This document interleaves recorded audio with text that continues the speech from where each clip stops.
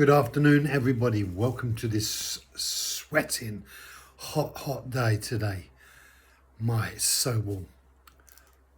Proverbs chapter 25, verse 6. Do not boast in the presence of the king, and do not stand in the same place as great people. He's talking about elevating yourself.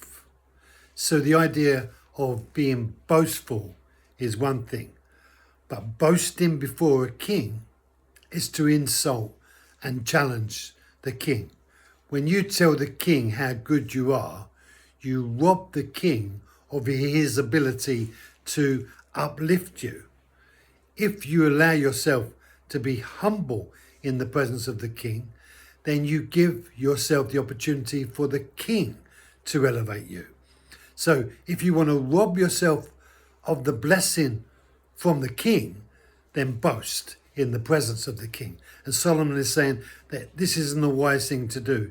Don't insult the king. Don't boast in the presence of the king, because you rob yourself and him of bringing you a blessing.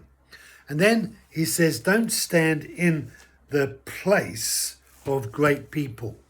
And I thought about this in my mind with regards to who do I consider to be great. And I get the first person that came to my mind was Winston Churchill. What a great man who really managed to keep the spirit of England high in a time when everything seemed to be breaking down around them.